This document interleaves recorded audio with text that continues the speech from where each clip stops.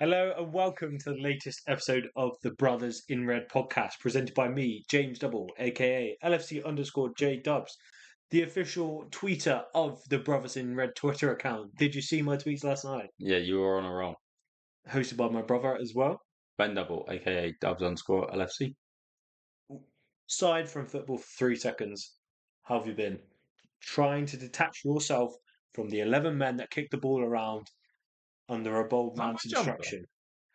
Yes, it is. Back in the room. How are you?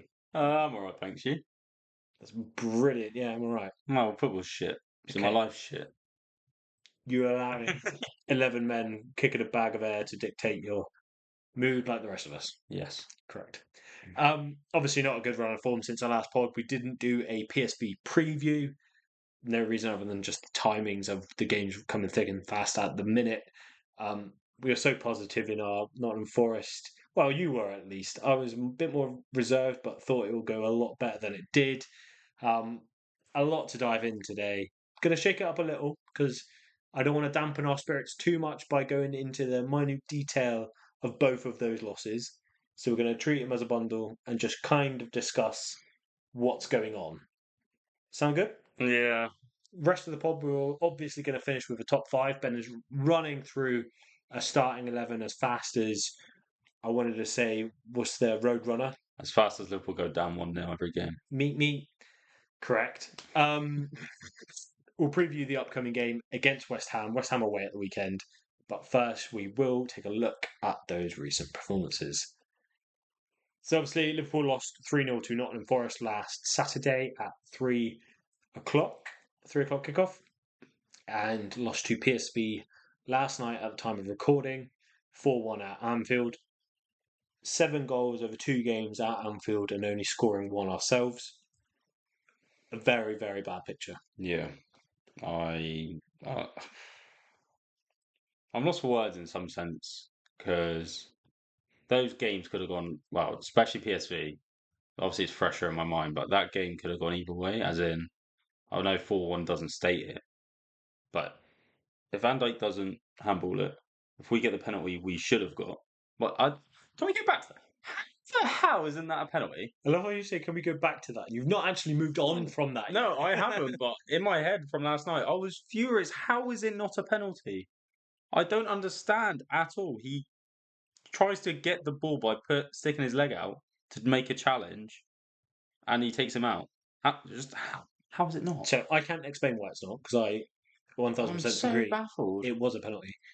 The claim at the time on the commentary coming together or whatever. No, well, yeah, but Ekitike ran into him. But that's bullshit. But Ekitike knocks it to his right, to the side, yeah, and carries on running, and the player lunges for the ball. This is what I mean. If he didn't make the effort to challenge, I would accept it. If he was just stood there and Ekitike ran into him, but he stuck his leg out to get the ball. Yeah. As soon as you do that, you're making a challenge. Ekitike is not running into you. You're moving your leg into Ekitike to try and get the ball.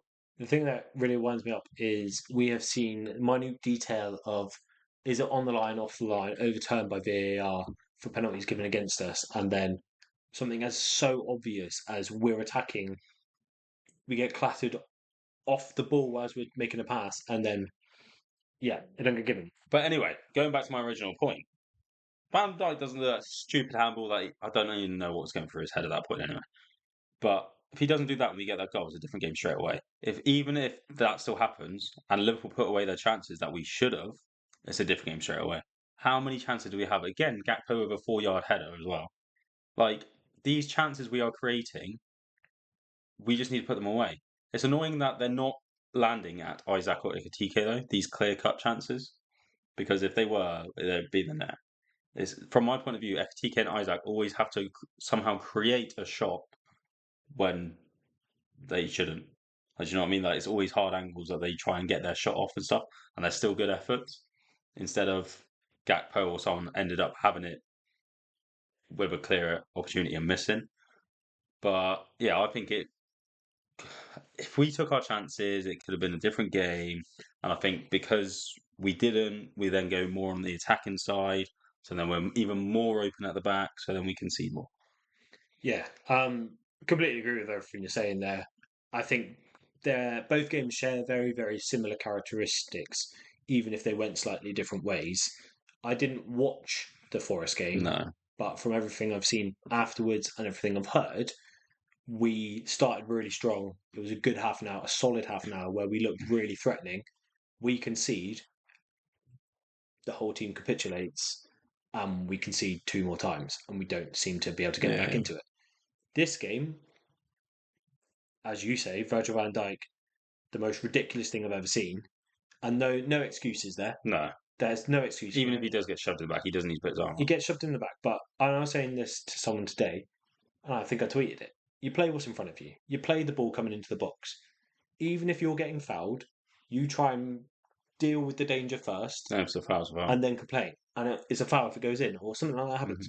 He's watching the ball come in, and he raises his hand in the flight of the ball.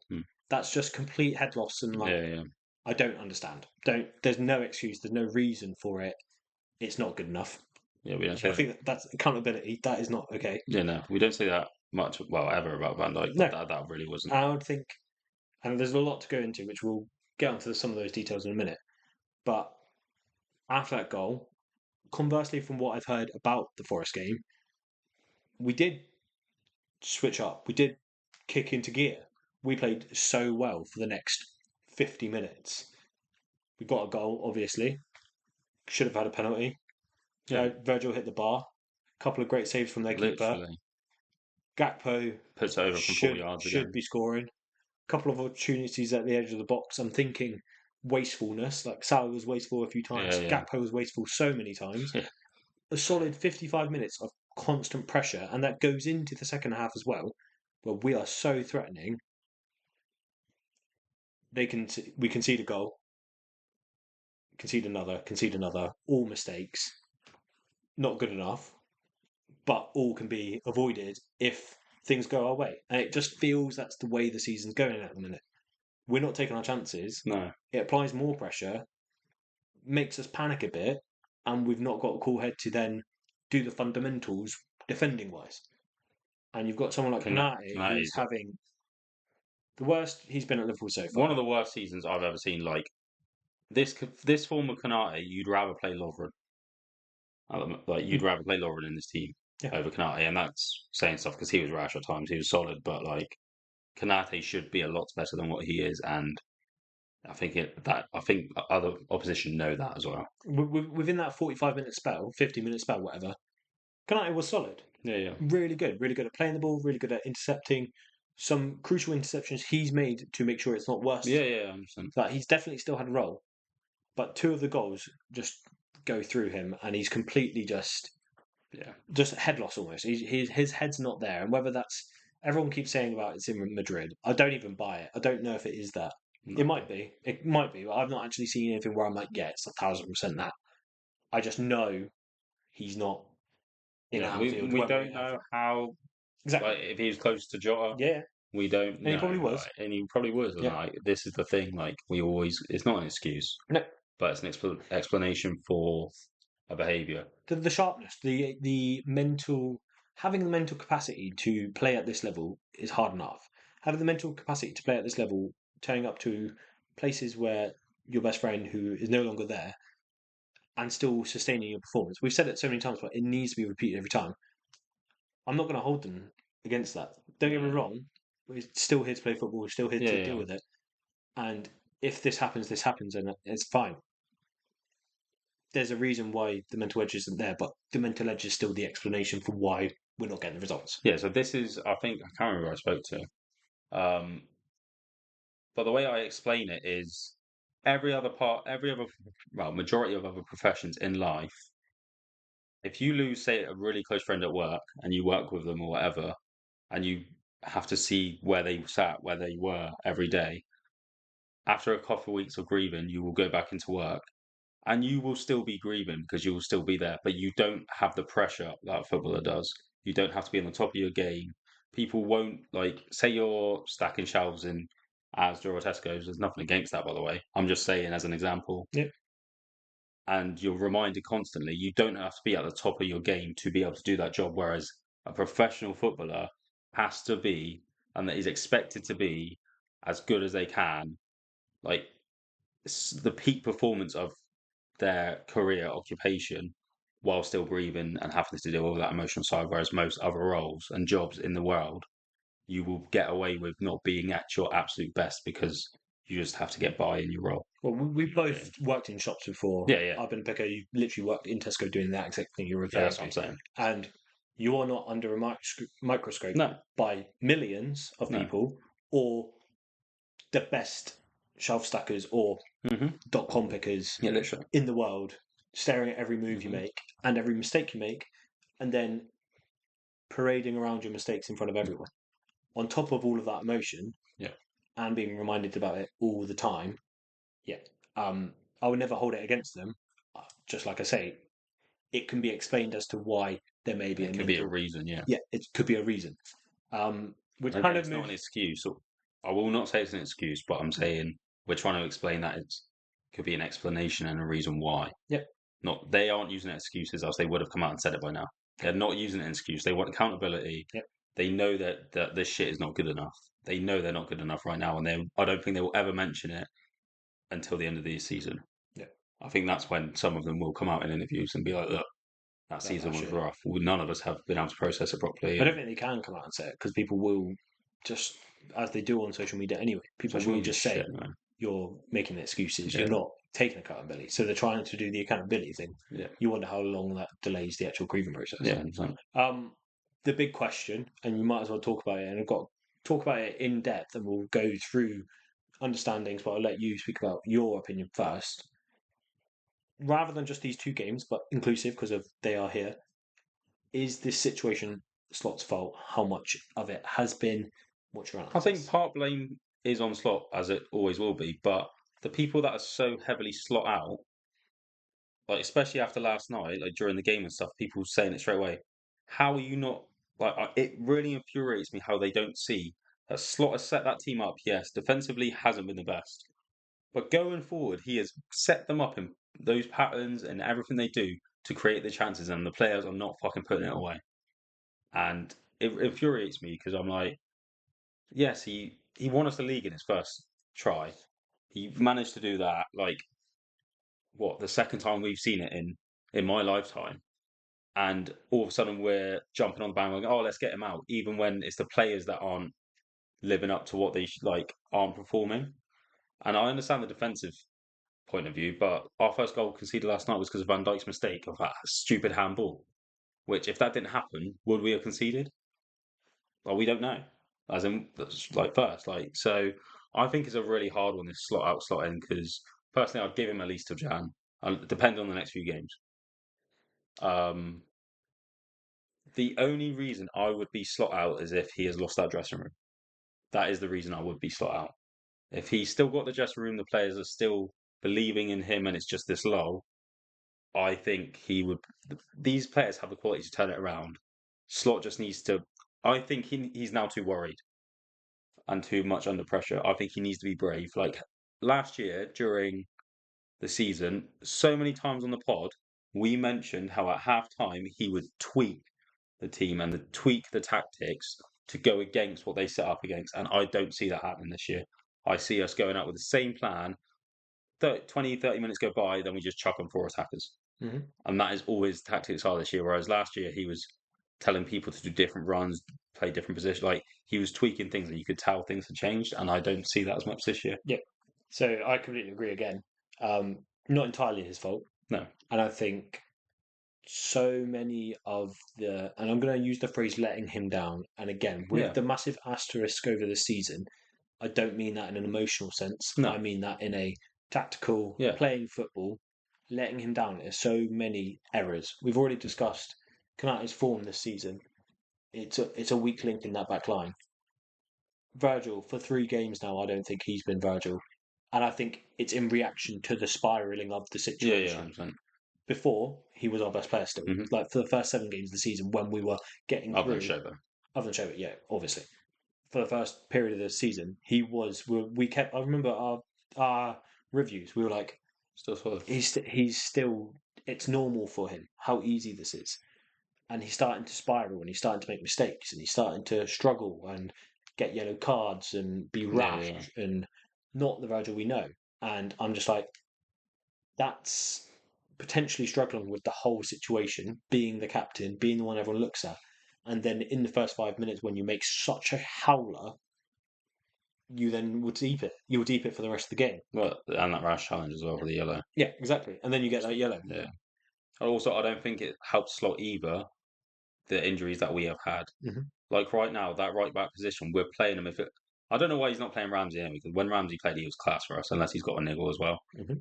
But at the moment, we're playing midfielders at right back, and they're doing a job, but like it's not the same. And I think that's another reason why Kanate's vulnerable, is because every week he's got a new right back next to him. You can't get into a repetitive pattern with that because he'll be training every week with a different right back as well. And like they don't learn patterns, they don't learn behaviours, they don't learn all that type of thing. I think Graver's been off his game defensively this year. I think still attacking, he's been good, but even then misplacing the simple passes, he doesn't normally. But I don't think he's been as like in front. Maka hasn't been up to speed. It's all these players that are just like off the pace that I think are letting him down. I think a big miss yesterday was Wirtz. Wirtz being the creative and his press as well, because he presses like Shoba does. Mhm. And I think that's what we gained the most when he went left wing, because he pressed more than Gakpo does. And Gakpo last couple of games hasn't been the best. And yeah, I think we miss Wirtz heavily at the moment. Yeah. Back on your injury point, because it was Yeah, sorry. one of my next points as well, is that injury point for the reasons you said of the right back's not a right back. Calvin Ramsey has been injured ever since the Crystal Palace game Okay. where he was in phenomenal. Yeah. He didn't train for a week. Okay. He was on the bench against Forest, but for obviously reasons, he's clearly not fit enough Yeah. to still go. You've got Joe Gomez, who's still needing knee injections, even though he's not playing, Yeah. which is a worrying sign. You've got Leone out on an ACL. You've got no competition for Kanate, nothing No. to give him, if he needs it, a rocket to be like, you're going to get dropped, mate. And this is when In a World Cup season, you're going to get dropped if you don't pick up performances. There is no pressure, and there's no relief either. There's no actually, Kanate, you're struggling. I can see you're struggling. Come out out. for 3 games. Here's a rest. Sort yourself out. Yeah. Because maybe he needs that. Maybe we're also criticism. A reset. Yeah. Maybe he is like, I wish there was someone to take my place right now because I hate getting hooked at 70th minute. I hate making the mistake that brings the team down. I hate being that guy, and you're in your own head. You've got injuries to Wirtz, should be a game changer. You get Ekitike injured Also in Ali the game. again. And then the massive point of Mamardashvili is really good in places. The confidence that Ali gives you, The again, leadership, like 2 of the goals last night, I think Ali saves. yeah. Or prevents happening. Penalty you can't do anything about. And then I think it was the last one I don't think you can do anything about. Was it the second one though? The second one was No. the second one. No, the third one was the one where Kirkes is with the last man and he just gets in front of Kirkes. Yeah, so that goal, that was a good goal. Yeah, it was a good finish. Yeah. I think Ali gets to He could do the player. Yeah. Ali gets to the situation. Mamardashvili was static, and that's not a criticism because it's not trained into him yet. Yeah. Ali does that whole situation. He reads that ball coming through, and he's like, "Right, I'm there. This is my ball." And then for the one where it hits the post and deflects straight to the player, like luck for them again. It's like it's their fine margins. Virgil hits the woodwork, and it goes out. They hit the woodwork. It goes to their player to score. Mamardashvili dives for it. I wonder if Ali reads the situation differently. I don't know what, I don't know how, but it's just the confidence Ali gives you, I think changes it. The other part is what you've already mentioned, Gakpo. I've been defending Gakpo, especially against you recently. The things that you have said he's done previously, I think last night he upped it like tenfold. Yeah. Of poor decision making. Don't get me wrong, he creates Shogo's goal. Yeah. By having the shot. But the one time he does the cutback to Kirkes is the one time I want him to shoot. I got so infuriated with that. I'm like, shoot. I was literally like, he basically kicked it out of play. Literally, I was like, out of all the times you shoot, why are you not shooting in the most obvious one? All of his shots are outside the box. This time he's in the 18-yard box. The player's not in front of him. 3 yards off him. 2 players, 3 yards off. I'm like, you can score that. Yeah, 100%. And he does the switchback. I'm like, praise him a little bit for doing the switchback finally. It's like, you've got to train you. But take a shot there, and then all of the other times you've taken a shot, all of the other times you've cut back, I'm like, bad decision. Bad decision. Again, no pressure on him because of injuries. Yeah, does he need a rest? The last one is Salah, who we've accepted mentally. I don't think that But edge is there at all, and he can be very wasteful. I think he can, but at the same time, he's not playing shit. Oh no, Like I wouldn't say I shit. think some of his shots they're more wasteful than they Yeah. ever have been. Like they're not on None of them on form. target. Everyone on target. But we aren't using that right wing as much as we should. Like in my opinion, it's like 70-30 to whether Gakpo has the ball or Salah. Gakpo has it 70% of the time, like when we're attacking, and Yeah. I'm like, why are you not putting There could be a reason. like? It's just mad though. Like he's not say out of the dribbles he makes against someone. More likely, like the defenders are getting a challenge in and stuff, but he's still running at them. You can still see that under pressure, and like that's when the chances happen. That's when mistakes happen. That's when like Free touch space for it's someone still else. dangerous. I think our most dangerous plays always come from Salah getting the ball and passing it onto the underlapping run. Yeah, 100%. Every single time, 100%. it creates a dangerous Yeah. chance. So I'm not. That's not me slating Salah. That's No, me, I know, the but Salah of last year versus the Salah we have this year. And again, I know. there's a reason. It's just not there. Yeah. All of that combined is where I think Slot's being let down by team performance. The XG stat that I have, Oh, it's stupid. I blew this out of proportion when I explained it to someone earlier because I didn't know the actual numbers. But last 3 games, Liverpool have had an XG of scoring of 6.59, and the opponents have had an XG against them, so Liverpool conceding, of 5.39. So on aggregate, we should have won 7-5. Liverpool has scored 1 goal out of that 6.59 and have conceded 10. So we've conceded almost double what the expected concession is, and we've scored a sixth or seventh of what we should be scoring. And that shows to me it's not a Slot thing. No, that's I was going to say that show that won't last. No. Like in my opinion, you give Slot until at least January, that will not last. That scoring against us will not last. It is unlucky, in my opinion. Obviously, different situations and stuff like that, but like, yeah, I think this next run is crucial. And then back to the Slot thing, because I've said it's definitely partly Slot's fault. Yeah, And this is where it doesn't sit right with me. I think Slot is making every decision in the exact opposite way he would have done so last year. Yeah, 100. That's what I'm saying. He's not brave enough. He's exactly. not. He's not going to be like, I'm going to do my way. In some places, force. Perfect example. Quanta gets hooked against Ipswich at half time for Canate. Mm-hmm. Canate gets hooked way earlier if we have a backup centre back. If we have Guehi there, I don't think Canate's been playing. Even if Leone is fit, I think Leone has been starting. I reckon Leone's been starting. 1,000%. I reckon I completely agree. And then, a quick divert in there.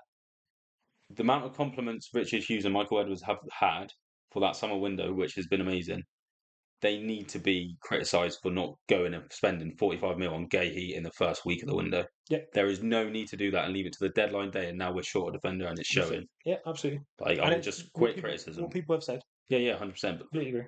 Obviously not slating, it's just a little criticism that I will mention. They can be accountable as well. Absolutely fine. He's not flexible. It feels like he has his favourites. Again, injuries force that. Yeah. I wonder if Gakpo plays. I wonder if Gakpo stays on longer if Wirtz is there, as you say. Why is he not coming off on the 55th minute when he's missed his fourth chance and missed the sitter for Chiesa then? Yeah. Why is it another 20 minutes before Chiesa gets a run? That lack of cutthroatness and the fact that rather than it being a tactical tweak and it's grab at centre back, 4 attackers on, it feels loose. It feels a reaction to the spiral rather than this is intentional, we're winning this way. And when we're playing well, like the first 45 minutes or the initial bit after the penalty anyway, you can see our game. You can see Jones breaking lines. You can see Gravenberch picking the ball, dribbling, breaking lines with passes. That is Slot ball. And when it's clicking, we look on fire going forward. Yeah, we do. The second that the opposition get an opportunity, Canati made a mistake. I'm not going to throw him completely under the bus, but that's what happened last night. They score 2-1, heads down, 3-1. 90th minute, we're trying to run 4-1. Yeah.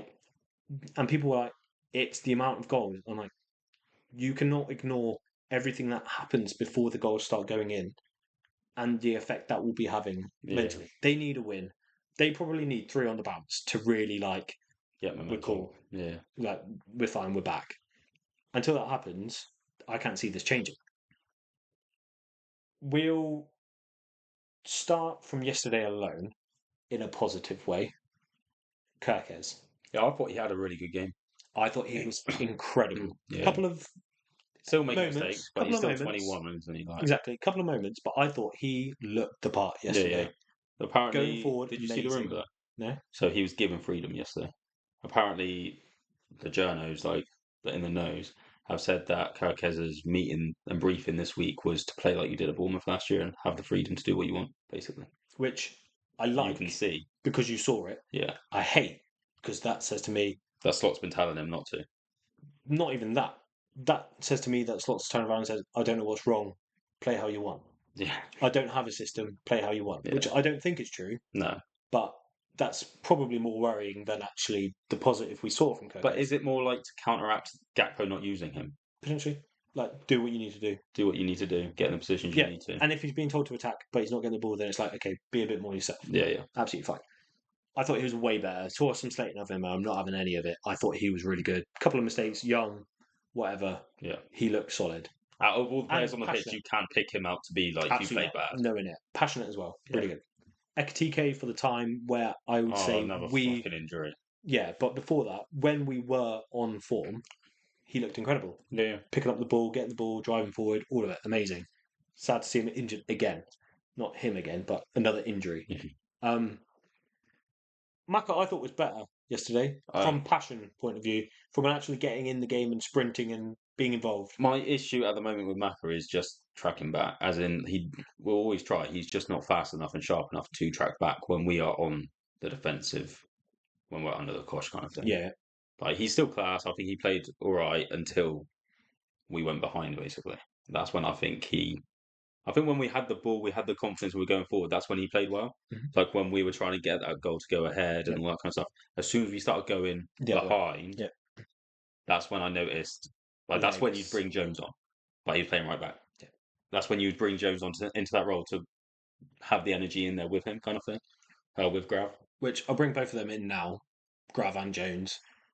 I thought they played fine. Yeah. A couple of misplaced passes. That's a few yesterday. Was Grav was like misplacing, like we were countering on the edge of the box, and his passes that are so simple for him normally, and we've been saying this all year. Our misplaced passes for some reason from like 2 yards away, we're not getting there, and I think that's what he's lacking. And then, but when, like I said, I'll keep coming back to that period when it was clicking, when you saw us at our best for a few games, because we did look really good. Grav and Jones were driving a lot of that by everything they were doing. And then the last one is for Isak, because I think for someone who's been slated as much as he has done, to get thrown into this game when the team's already looking legged and tired, and to put in the shift he did, I rated what he did. He didn't score. He nearly had a goal out of nothing, which shows his ability. There's one moment where he was sprinting down the wing. I'm like, oh, you look slow as fuck. And then he just kicked it on, and I think it's the Joel Matip effect. Yeah. And he just burnt past the player. And I was like, oh, there's the pace. And then a bit of trickery, a bit of everything. I thought he had an alright game.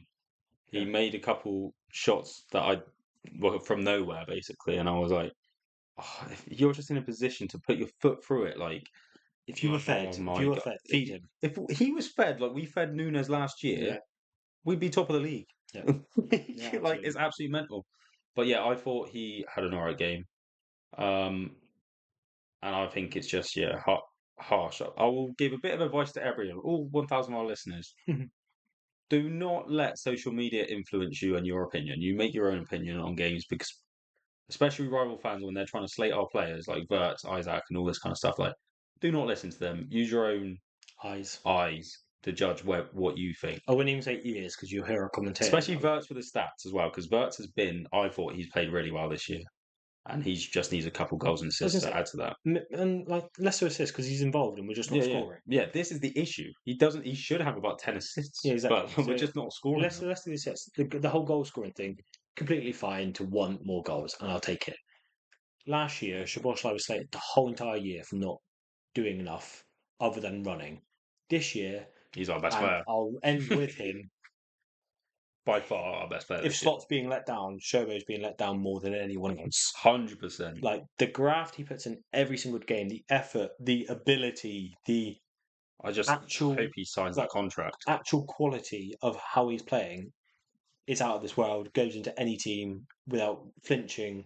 I don't think there's a player better than him right now, considering he's in such a poor team. Yeah, it's like Gerrard, as in like, I'm not saying he's like Gerrard, but like in a situation where you're playing in a shit team, like Gerrard used to do, quite a lot, 80% of his career basically. And Gerrard used to just drag that team, and Shobo is trying to drag this team out of the fucking let down by mistakes. Yeah. Whereas if there's a bit of solidity at the back there, and the mistakes aren't there, you never know.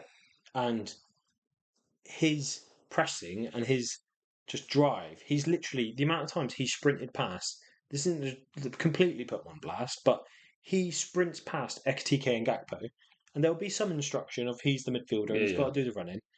But XTK, you just lost the ball. Go get it. And Shobo sprints past you to go and get the ball, and he wins it back. I'm like, you need to be doing that. And it's just letting him down. And I think one of the biggest telltale of that whole energy situation, I'll take your point that Verts would be with him, I think. Maybe not as intense, but he's Shobo. But like that, what was the last game he played and he ran more than Shobo? Exactly. And that's what I'm saying. Chiesa comes on. He had 5 minutes of his energy. Yeah, 100%. But being in this squad, and it's proof, his energy was gone within seconds. Yeah. Because no one else was pressing. He's literally busting the gut, and then he's gone. And I'm like, that must be the atmosphere on the pitch. Well, it's just mental as well, because like you want to press, you want to get this ball, you want to do as the coach is setting you up to do. If you're busting your gut to get one player, you look to the right and the other player hasn't pressed and cut that lane, you're like, why the fuck did I just press this guy? Exactly. Why am I? And then you just give up. Yeah. Like, obviously you don't on the first time, but after 3 or 4 sprints, you're busting your gut. All of a sudden you're like, why am I bothering making this sprint and this press if everyone else around me isn't? Yeah, if the press isn't there. And that's when the heads go. And it's just like, And then that's where gaps form. That's where we can see. Yeah. A couple of follow-up questions. We're going to wrap this up pretty much now anyway, but where do you think we go from here? And what do you want to see happen short, medium, and long term? I hope we bounce back. Okay. How do you think we do it? Where do we go? Where do you go from here? Fit players to start with. Yeah. I would like, if Ramsey gets fit soon, I would like to see him at right back, depending on obviously when Bradley and that are back. You want a right back at right back? Cool. I want my right back at right back. A right back at right back. And you want depth in midfield so that we can make a sub. So a rotation. Yep. Especially with the amount of games we're playing Sunday next, and then we're playing Wednesday again. Like, we need, especially in the midfield when we press, we need rotation. Yep. Hopefully Verts is back as well. I think Gakpo needs to be benched. Like, not benched, okay, so not dropped, rotated again. Yeah. Or even if you say... Because he didn't play bad for 50 minutes. No, this was so... Even if you say, go over half, and I'll take you over at half time, and then you're like splitting it, and then you give Chiesa more time, or like even if you stick it to it at 60, but it's not 60 minutes, you're not giving Chiesa enough time to, or even Rio to make an impact. It's coming on the 80th minute. Literally, so what's the point? Everyone's dead. I'm running by myself. Literally. So I think Gak left wing needs to be looked at, and then again it's Kanate. So that's your short term. So bit of rotation, try and bring in the right back. Try and sort. If Gomez can play, I would switch out Kanate. Medium term, so we're looking at January. Get Guy in straight away. Yeah. For that first day, Guy needs to be done. Literally done and dusted. Semenyo. You take a left winger now. I will take a left winger now. Yeah, on that rotation. Or the whole rotation in the front, probably. Yeah. Long because he covers Salah. How do we solve all of this long term? I think we just need to believe. I think we need to do what Klopp did, doubt us to believers, and you just keep working. I believe in the quality of this team, and I think Slot can turn it around if you give So my opinion, and I've said it many times on this podcast, I think, is if we got rid of Slot right now, who is coming in and doing a better job and knowing players and how to deal with mourning players? Imagine a manager coming in and not being they don't know Jota. They've never met him. Don't know how to deal with a situation where half the squad is still mourning and grieving and their mental is gone. I don't think they're anyone that come in and do a better job at the moment as right. It's the only option I see if we get rid of Slot now in January, the only option I see is we hope for Alonso in the summer or in Luis Enrique. Luis Enrique or Alonso in the summer are the two that I would go for, and you bring Jurgen Klopp in for 6 months because he's the only one to be able to play and manage and understand the emotional side of it though. With the club. Just be like, look, not going to affect your legacy. We're already fucked. We're not getting Champions League and all this kind of stuff. Like, just keep this group together, kind of thing. Keep the heads up, understand the players, and be there for them almost. That's the only situation I see in my head because Alonso won't leave Madrid halfway through the year. Luis Enrique won't leave PSG halfway through the year. And then I don't want second class. Like you don't want to go and risk someone else. Why risk someone else when you've already got a Prem winning manager at your club?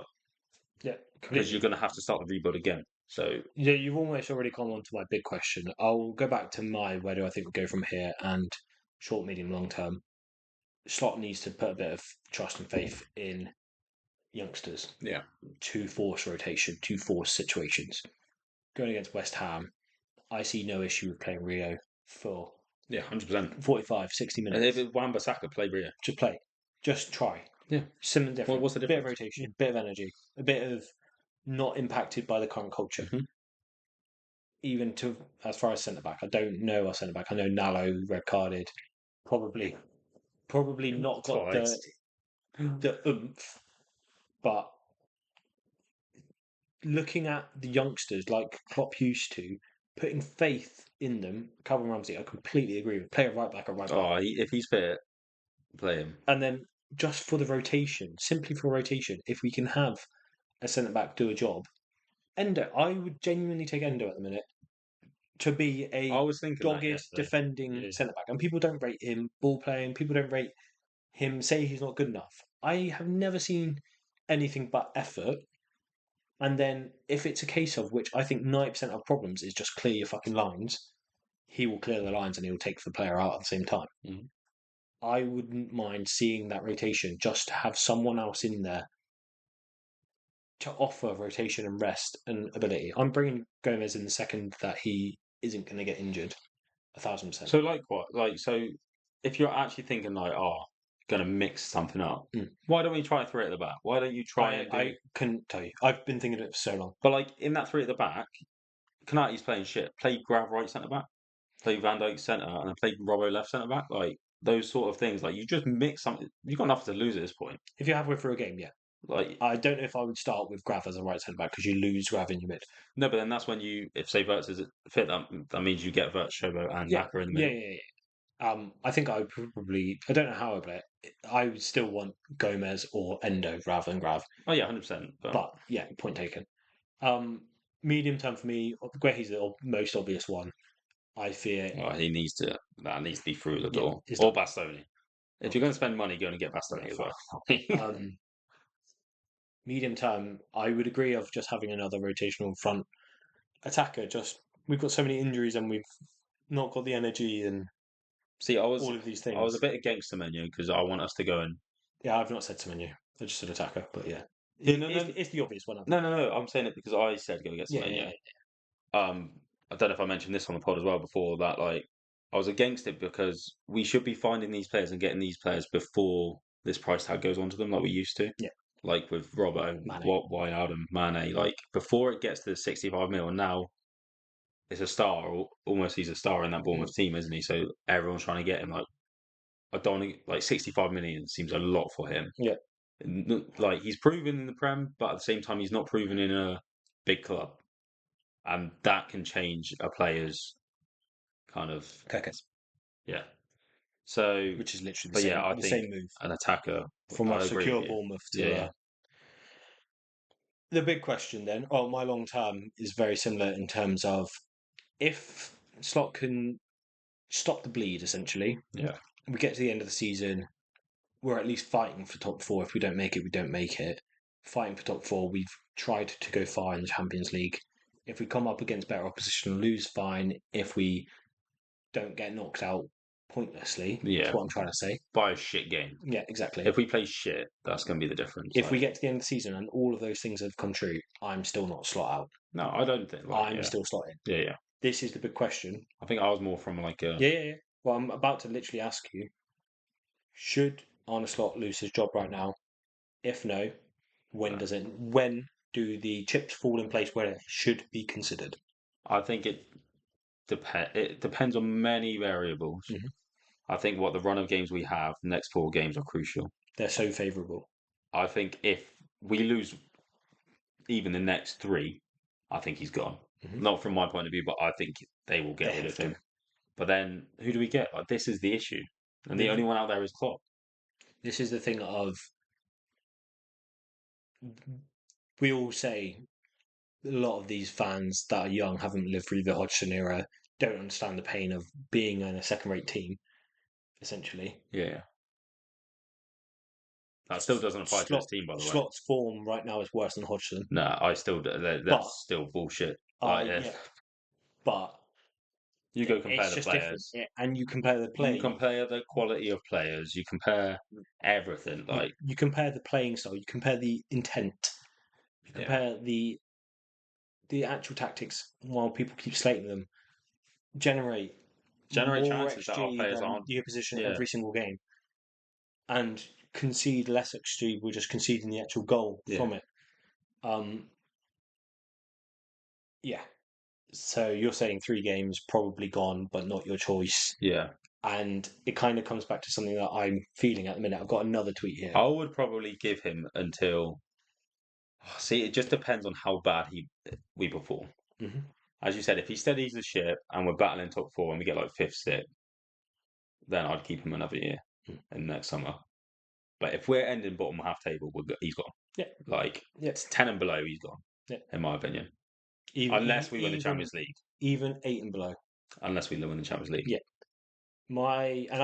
This comes back to my opinion. I still think we could, by the way. So I got 2 parts to this. The first part is another tweet I saw, which sums up probably how I feel. Is there's no current available decision I'm actually happy with. If he's sacked, I will be genuinely devastated. Yeah, I rate him so highly. He's a great person. Yeah. He has been dealt the worst hand for the season. After last season, if we keep him, this is hard. This is hard. Watching them struggle is hard as people, as players. Watching them show promise and then the hope that kills you, all of that, it's hard. If you're replacing him because you've sacked him, who are you replacing him with? Because I couldn't put my faith in anyone else. No. People keep saying Iriola. No. And I'm like, I couldn't. People are forgetting what Iriola did before this Bournemouth success. Yeah. Is it Villa he was at? I want to say it's Villa, maybe not though. He was at another team, another Prem team, and struggled. He's got a good system at Bournemouth right now, but I don't put my faith in that. But why are you like this? Like, as you're saying, why are you taking a risk? Yeah, and that's where you might as well take the risk on keeping Slot because he's proven to win you a Prem. Mm-hmm. Why take the risk on someone that isn't proven in winning anything? Yeah, like this is the issue. Like, okay, if you're going to go get Luis Enrique, Xabi Alonso, fair enough. If you can go get them, fine. But if you're just going to go in and try and make like an upcoming manager, like he's won the fucking Prem last year. Yeah, this is it. We're not talking about a low caliber, and people that say it's Klopp's team, you cannot fluke the Premier League. I don't care what anyone says. You cannot. And it still wasn't. I firmly believe we still got a good. Klopp might. I don't know. It's hard, isn't it? It's not good tweaks. He probably wouldn't have because he played slightly differently. Would he have beat City at the Etihad? He probably would have had injuries that ruined the league because of the way he played. Yeah, exactly. I don't think you can fluke a league. I don't think you should disrespect Slot by saying it's Klopp's team. No. I think, if anything, it shows how good he managed. Yeah. And if anything, I think that is enough in the bank to be like, look, dude, if you can stop the bleed a bit, start turning a few games around and see where we go, we'll back you for years. It's my biggest issue is... Imagine us getting through this. Wait. My biggest issue is, and you've already said it, if he loses the dressing room, if he's lost the dressing room because the intensity is not then he needs to go. The belief is gone. you need a reset button. Yeah, 100%. And we're getting very close to. It doesn't matter what you believe. Sometimes a team just needs a reset. Sometimes a team needs a scapegoat. Sometimes a team needs something to change drastically, just so that you get a bit of breath. You get a bit of out of that routine of train, lose, train, lose. It's a different voice. It's a different instruction. Yeah. It's I do agree with a that. different approach. Yeah. That's not Slot's fault. No. I will say, again, so going back to like, if we replaced him with like Ario or whatever, I don't want us to turn into Chelsea. Agreed. Like, this is another reason why I only want us to go and get like, basically the two in my head are Xabi Alonso and Luis Enrique. Yeah. Other than that, I don't think. Rather than Chelsea, because Chelsea are known for ditching managers really fast. Yeah. I don't want to be United. Well, yeah. I don't like want what they are now. Going through, trying to get managers to make it work. Mm-hmm. Why? Like, it's worked. It's worked. A devastating, traumatic experience has happened for the team. Not an excuse, but it has. It is fact that it has happened. And they've hit a lull. We got rid of a load of players. We got a load of players in. It's a transition season on top of that. And we're hitting a bad run of form and the mental is gone. Mm-hmm.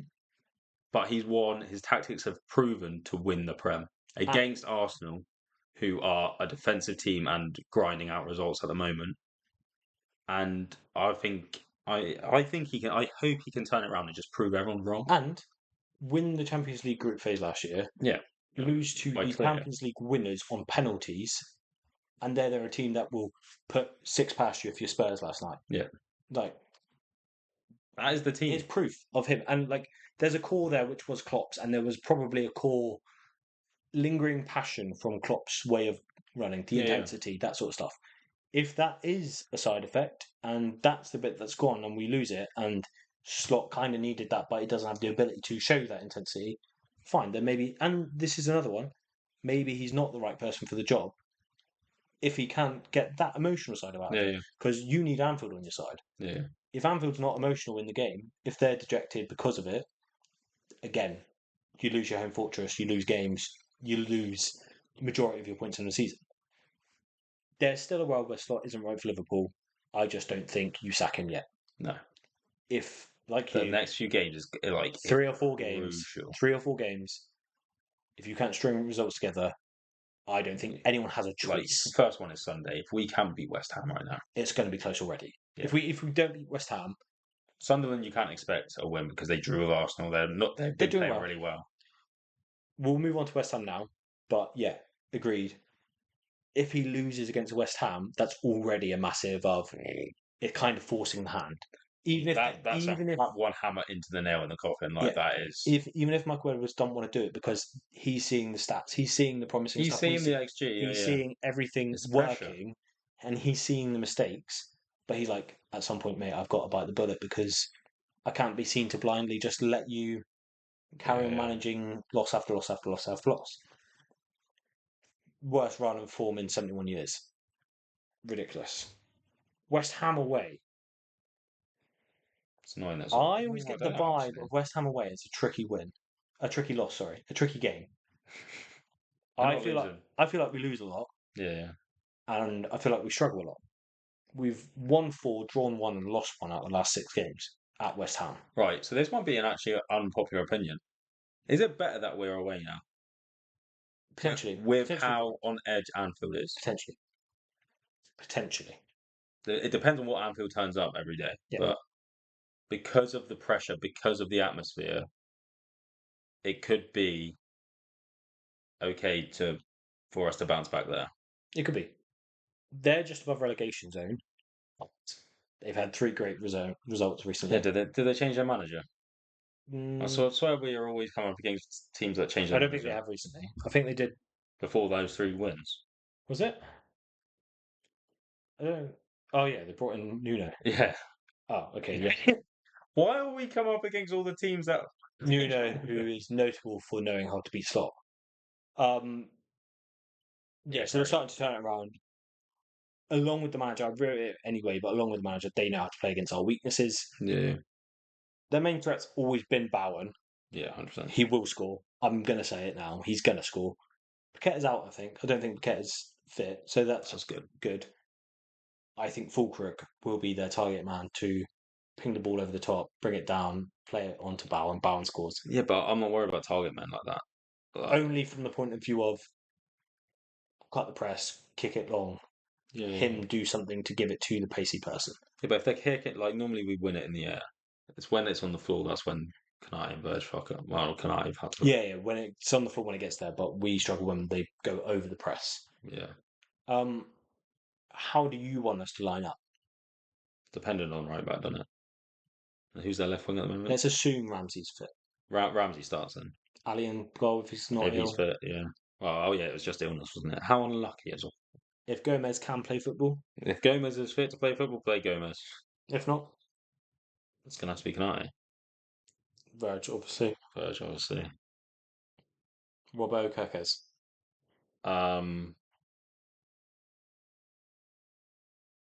I'd play Kirkes, and then I'd play Robbo against Sunderland. Okay. For more experience at Anfield. Fair. I think we need that on the pitch against Sunderland, a better team, leadership at Anfield. Aggression. At the moment, in this situation, I think Robbo needs to play at Anfield. Grav. Grav. Obviously, Show his first name on the team sheet. Yeah. Jones. I'd play Jones and Grav. I'd play Jones. Yeah, I'd accept that. I'd almost give Macro arrest. Yeah, but you do what. This is like the tactic situation that we spoke about last year. Chelsea were playing really well. They came to Anfield and Jones sat with Palmer. And Palmer did jack shit all game. Yeah. And Jones needs to do that to Bowen. Yeah. That's all you do is you go sit him next to Grav and you say, Jones, you man mark Bowen. You don't let him in the game. Yeah. And then when we get the ball, you can bring. Yeah. Don't mind that at all. And then Shovo, and then I play Salah, Isaac because Ekitike's out, and then. Is Ekitike confirmed injured? You wouldn't risk him anyway. Because it was hammy, wasn't it? No, it was his back. Oh, was it? It was a back tweak that he already had. I've seen someone say it was hammy. All training with the team today. Hope to see him available at the weekend. That was Ali. Let me just check Ekitike because I'm so mad that he lost last night. He had to do a press conference today. Who? Slot. Yeah. His involvement to be determined. Initial verdict is that not expected to be a big issue. Yeah, but you just rest him. So maybe on the bench. So I'd say Isaac, and then I would play Rio against Wan-Bissaka. I agree. I would just rotate. To be fair, I play Chiesa. I've said Rio already, but I play Chiesa. I'd be like, here's the olive branch, here's the thing. Go. Like, prove yourself. Here's your chance. Yeah. Slot's not going to do it, but I would do it. Yeah. How do we win the game? The obvious one is we don't. By feeding Isaac with chances we fed to Nunes last year. Fair. It drives me insane. How do we feed our strikers so much last year, and this year we've probably got the best striker in the league last year, the best winger of all time, and it's just mad. But yeah, I just think we need to be solid defensively. If anything, you go and play that double pivot, and you just say, as I said, Jones sit, Grav sit, and literally just play lines. At one point, you said last week, why don't we just go fucking play low block? Don't fucking concede. Yeah. Fuck it. Don't concede and let them counter. Force the clean sheet. Force the clean sheet. Yeah. And go and counter. Yeah. We've got the pace to do it. A 0-0 draw is better than a loss right now. 100%. That's a step. That's how bad we are right now. A 0-0 clean sheet, away from home, with our current run of form, step one, baby step. Beat Sunderland at home, step two. Beat. Go on a win run. But see, I don't even if we did what we're saying, it wouldn't be 0-0. I think we would win the game. I think we would score on the counter. Yeah. Because they're coming out at what? We got Salah and say Chiesa breaking across to Isaac in the goal. Yeah. Yeah. There's definitely a chance for it. I agree with that's how we win the game. We need to make sure we don't concede. We need to make sure we don't concede first. I think if we can solidify, if we could just have the confidence to not just give the ball away for the sake of it, but just not fanning around with. It's just crazy to think how close that Real Madrid game was and how we've played so fucking good. And it was not even that long ago. No, that's what I mean. And the Villa one before that. Literally. What do you think the score's going to be? Oh, I'm hoping it to be 3-1. I'm hoping it's 3-0. I think it's a 1-0. I think we win 1-0. This is the turning point. Nah, I'm predicting 3-1. This is the turning point. Our XG is going to go in the net. You wait. We're going to have an XG of 10 and we're only going to score 3. But I was right. I think 1-0. I think 1-0 and we actually get the clean sheet. It's a bit hopeful, but I'm more caring about the clean sheet. Ali back. Bit of solidity defensively. We're getting the clean sheet. Let us know what you would have said. Let us know your thoughts on all of our slot discussion so far. I know there's a lot of toxic opinions online, and rightfully so to some extent, questioning the situation because it is to be questioned and criticised. Some of you may be less lenient than we, or some of you may be more lenient than we. Let us know your thoughts. Bit of fun now. Your top 5 non-Liverpool attacking midfielders of all time in the Prem. De Bruyne. De Bruyne. Number 1. Yeah. Lampard. Interesting, yeah. It's going to be fun. You're going to see. Yeah. Attacking mids. Interesting. Trying to think. Hazard winger or attacker? He's winger. Do you throw like an Oscar in there? No, see, the one I don't want to say is Fernandez. It's probably fair though. He has like. Yeah. I know you don't want to say it, but Yeah, that's a shout. I think we said him as your holding midfielder. Yeah, as well. Like he's just played everywhere. That's fair though. That's why you said he was like Gerrard. Yeah, literally. Juan Mata is a shout for me. Juan Mata is a great shout. I really rate Juan Mata. To be fair, yeah, Juan Mata is a great shout. There's a Spurs one. I feel like there's a Spurs one too. Would Modric have played there? Yeah. In that time, while he was there, he didn't sit deeper, did he? That's a shout. Modric. I want to replace Fernandez because I feel like. So you're going to replace Fernandez with Modric? I feel like there's one more. Is there any other United ones from that actual? But then, like, it doesn't have to be the big 6 either, though, does it? No. Like Kabay. Goodbye. He was a decent player. Payet. Payet is a great shout, by the way. He was a baller, but then that's like a streets won't forget player, like good for a couple of seasons. Yeah. I always get lost as to who plays where, but I've got so many wings in my head of OGs like JJ Okocha. Yeah, that's winger class though. So good they named him twice. It's gonna have to be Fernandez. See what other attacking men's like were at United. Yeah, that's the one I was trying to think. What Pogba? That's what I thought. Matt. Deeper. But I'm trying to think in their prime. But it's more you had a central of Scholes. Yeah, the thing is, like, our nostalgia, like we're trying to think back to make sure that we're not missing anyone, but it's more like 4-4-2. Yeah, exactly. So we didn't have the attacking mids as such. Yeah, because it was Scholes and Keane. Yeah, it was Vieira and Gilberto Silva. De Bruyne, Lampard, Yaya Toure, Matt Modric. Yeah, Fernandez. That's 6 though. Who's dropping? Fernandez, just for the sake of it. Yeah. Well, we can't have a there'll be others. We can't have a non-prem winner, can we? No. Modric isn't. It's Ballon d'Or though. Let us know if we've missed any obvious ones. We definitely have. Our memory is only so short, but yeah, I think it's a good selection. If I'm honest. Moment of the week we haven't asked you because I doubt we would like any of the response. None for you. No. I'm going to give it to Showboat. Just Showboat is my moment. He's just moment of the season. He's just the boy. Just all together. Anything to add? No. Thank you for listening to this slightly somber episode of the Brothers in Red podcast. We're here to support Liverpool, as all of you, in a very tough time. They need us more than ever right now. If you're enjoying it, share it with someone else. If you think our takes are outrageous and you want to show other people how ridiculous we are, also share it with someone else. That's absolutely fine. We don't mind going from 1,000 to 2,000. We'll take any publicity. I've actually been doing a series on all of our socials, by the way, on the Brothers in Red pod.